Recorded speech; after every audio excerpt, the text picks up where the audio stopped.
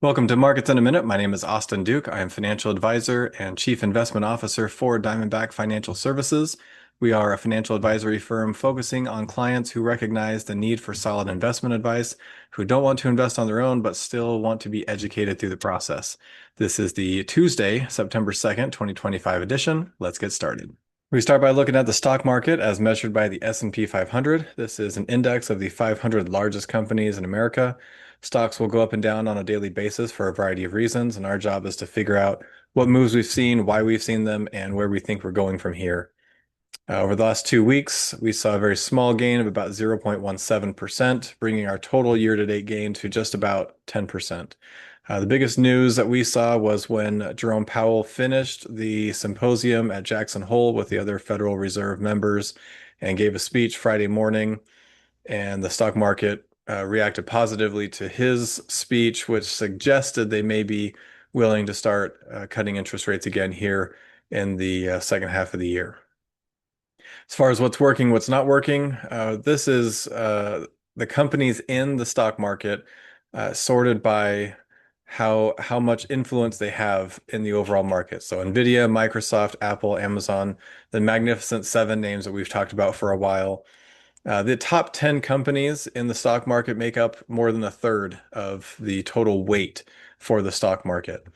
And based on the returns so far this year, have contributed essentially half of the total return for the stock market. So when we think about where we're going for the next 4 months between now and the end of the year, as well as the next 6 to 12 months into 2026, a lot of it has to do with how these companies are going to perform, what could slow them down, and what we're anticipating is actually going to happen over the next 6 to 12 months. Next, we'll take a look at interest rates as measured by bonds issued through the U.S. Treasury Department. We believe interest rates are the preeminent measure of investment risk. Rates are factored into just about every formula, every calculation for valuation of an asset. And generally speaking, if we see interest rates coming down, the asset prices will go up. And if interest rates are going up, asset prices will come down. The green line is where we ended here at the end of August, and the brown line is where we were 2 weeks ago. And each of these dots represents an interest rate for a given maturity length. So the interest rate listed over here on the y-axis, maturity lengths down here on the x-axis. And for the last 2 weeks, not a lot of change in the short-term maturity and in the long-term maturity, but here in the medium term, call it 2 to 7 year range is where we saw a modest decline in interest rates. So again, we're anticipating that if economic activity continues to decline, interest rates would decline in anticipation of trying to spur some economic growth. And again, if Jerome Powell is suggesting that they're going to be looking to cut interest rates, then that would also potentially help lead market rates in that direction as well. So right now our target rate for the federal funds rate is 4.25 to 4.5%. Effective rate, we'll call it 4 1/3. And this is our prediction for whether or not they're going to cut interest rates at the next Federal Reserve meeting. So that meeting will be held September 17th, and we'll call it an 88.6% chance that they're going to cut rates at a 0.25% reduction. We would expect them to have at least one cut in by their October meeting and most likely two cuts by the December meeting before the end of the year. Now, we think that it would be nice for them to cut 3 or 4 times, but at this point, if they do end up cutting 3 or 4 times, it's most likely because economic data is deteriorating and they're feeling like they're trying to avoid a recessionary outcome. So if they start in September and if they could do one at each meeting, that would be fantastic. But our expectation is that they will do at least two, hopefully three between now and the end of the year. For our expectations and implications portion, we want to do something just a little bit different. In the past, we've shared some of the information from the JP Morgan Asset Management Guide to the Markets. Today, we've pulled out a handful of slides that we want to go through, and this is all as of the end of August. First slide, this is showing the stock market as measured by the S&P 500, the gray line showing the price return over the past 20, almost 30 years. And the green line showing what we call the price to earnings ratio. So those of you who watch the news, especially the financial news, will have heard a PE ratio, which is a calculation looking at the stock price relative to how much earnings the company is pulling in. So if the company has a high price to earnings ratio, then we generally are skeptical that it can continue that the price can continue to go higher without seeing earnings following as well. We obviously go back to the dot-com bubble where the PE ratio was at 25.2 and kind of use that as a little bit of a benchmark to say, okay, if we get a price earnings ratio around that level, then we're going to be skeptical that it will continue to go up. We can also see we had a low here in March 9th of 2009 of about 10.4 at the bottom of the financial crisis, and we've since been rising steadily since then. So currently at about a 22.3, which some are feeling is overvalued, and that would either one of two things needs to happen. Either the stock price needs to come down, or the earnings need to increase to justify the higher ratio.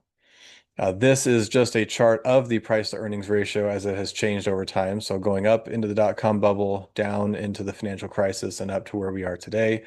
Again, if we were to take an average over the last 30 years, we'd say an average is 17, but that has also been trending higher over the last couple decades as well. And then as a statistical measure, looking at one standard deviation from the average or the mean to suggest that we are outside one standard deviation. And I'd say probably 80 to 90% of what we see falls within one standard deviation on either side. So the prevailing theory is if we are above one standard deviation, that we're overvalued and we may be set up for a decline in the stock market. And if we are below one standard deviation, this would be a buying opportunity. We're oversold and we need to be buying to get back in, which history has shown that is the case. As far as like actual hard numbers, the price to earnings ratio does a pretty poor job of telling us where stock prices are going to be going in the future. So on a 1 year return, the price to earnings ratio gives us a 4% explanation of the return that we see in 1 year and only a 10% explanation of where stock prices go in 5 years. So by itself, PE ratio is not a great tool, but it can be one thing that we factor into uh, a multi-factor equation to figure out where we think stock prices are going to go. Generally speaking, we are in an expansion. We're in a bull market. Stock prices go up. On average, we'll have a bear market or we'll have a decline in the stock market lasting 14 months with an average negative return of negative 38. But for the most part, we're in a bull market where stocks are going up, and that lasts almost 6 years on average with average return of 221%. And this is over the last 50 years. So we've seen several bear markets over the last 50 plus years, and here are all the reasons that we associate with those and how long they lasted and how far they declined on the bottom half of this graph. And then the subsequent return for the post bear market expansion, and those listed here. So we saw after Black Monday in 1987, for example, we saw a very long bull market here in the dark blue line. And then after the global financial crisis, a very long light blue line before the COVID pandemic shut everything down.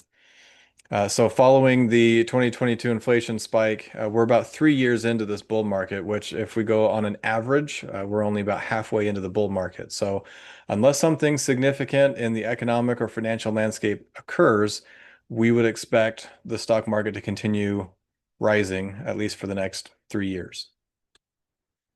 We've shown this one before. This shows that the stock market, vast majority of the time, 3 years out of every 4 years will go up. But that doesn't mean we won't see declines within the calendar year. So each of these red dots indicating how low the market goes for those calendar years, but then the gray bars showing how the market ends the year. So average intra-year drop is 14%, but again, 3 out of 4 years, we end up positive. We had the 19% decline after the tariff announcements in April, and currently sitting at about a positive 10% year to date. And again, unless something significant occurs, we would expect to end this year positive as well. We just got another revised reading for second quarter GDP. It came in at 3.3% annualized. A lot of people on the news are talking about how the first half of the year, when we combine the first quarter and the second quarter numbers, aren't super fantastic and would be suggesting about a 1.4% economic growth for the year. But if we were to take all four quarters, we're looking at about a 2.1% year-over-year growth, which is right on trend for the last 25 years. So we need to be careful to not assume that first quarter was just a one-time blip, but now that we've got tariffs in place, that third quarter could end up being slower or negative again. So we'll be interested to see what occurs there. As far as contributors or the components of GDP growth, had a lot of imports in the first quarter, which led to the negative economic growth number, and a lot of exports in the second quarter. So basically a mirror image of what we had from the first and second quarter.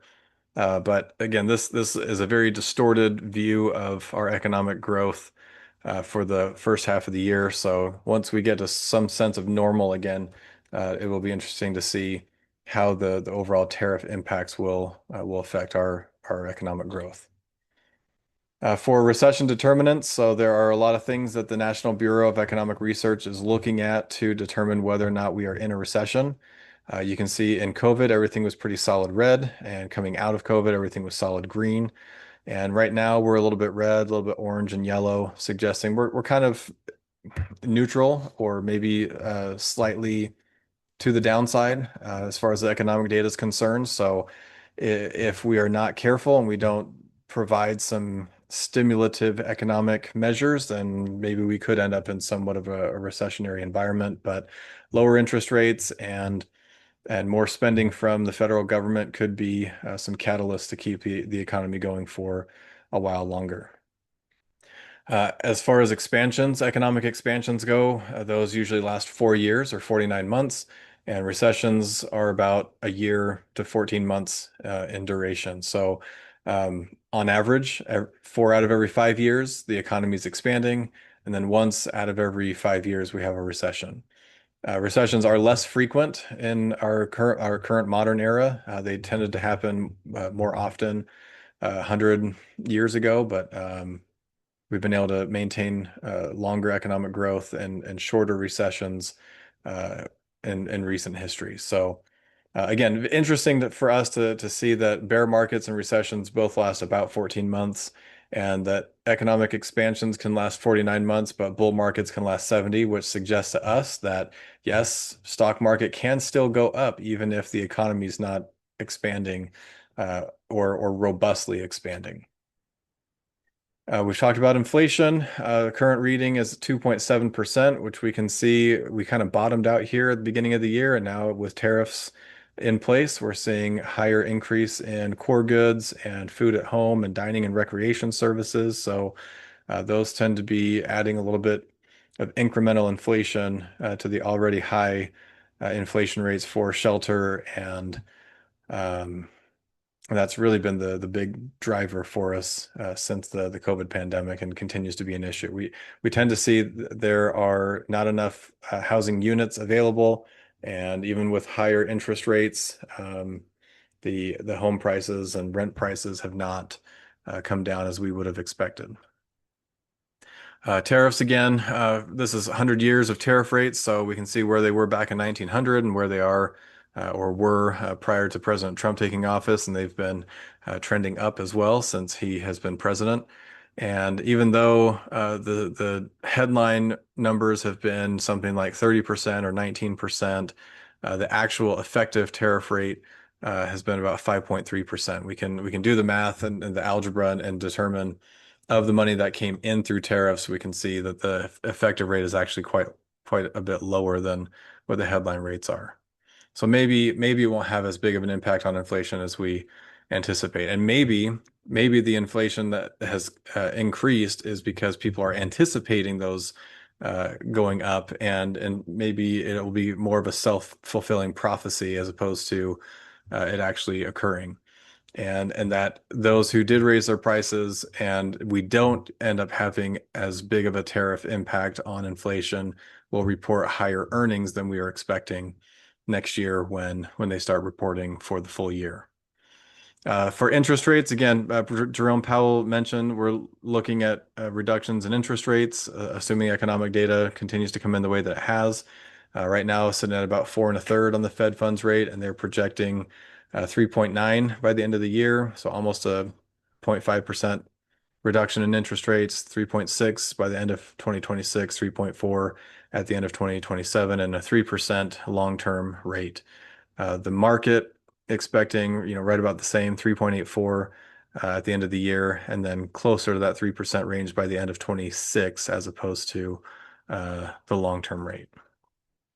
Interest rate forecasting is very difficult. I don't put a lot of weight on this, but that's currently what we're seeing for the next couple of years from our professionals. For global economic activity, we can see again back in the financial crisis, a lot of red, COVID, a lot of red. And right now, on a global scale, we're looking at a lot of greenish, yellowish. So if we're a little bit concerned about where the US economy might be headed and where the stock market and other investments might be going, we can look internationally. We can see if there are other economies that are doing well, and maybe we can invest there and rebalance to take advantage of some of those. Finally, this is, I think, a really good telling slide that if we were to invest in stocks for any 1 year period, we have a very wide range of outcomes, as high as 52% and as low as -37%. For bonds, also a wide range, and then for a portfolio of 60% stocks, 40% bonds, pretty wide range on a 1 year basis. These ranges get significantly smaller the more time we're invested in them. So 5 year period, 10 year period, and 20 year period.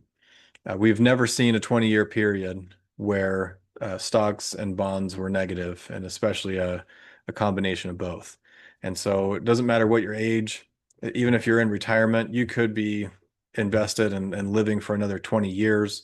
And so we try to do our best to put together a good mix of stocks and bonds, knowing that the longer you have, or that we anticipate that you have, the more likely it is that you'll be able to see positive gains and growth from your investments over time. Okay, as a final word, it is football season, and so I'll do a little football analogy, I guess. We're BYU fans. We went to the game on Saturday, and my youngest son was noticing that the spread was 44.5 points, and BYU ended up winning 69-0. I really wanted a 70-0 victory before we even went into the game. That's what I said I wanted, and it didn't quite work out that way. Now, in the gambling world and in some parts of the investing world, there are ways you can invest where it's a big payday if you get things exactly right. And if I had put in a bet on 70-0, I would have got nothing, right? So if we try to invest to be exact, it's really difficult to do that. So we try to get as much growth as possible from investing to capture what's available. And we don't like to do the all or nothing type investing. So we appreciate you guys. We appreciate all the effort that you put into working with us and allowing us to do what we feel is best for you. And hope you guys have a great couple of weeks, and we'll see you soon.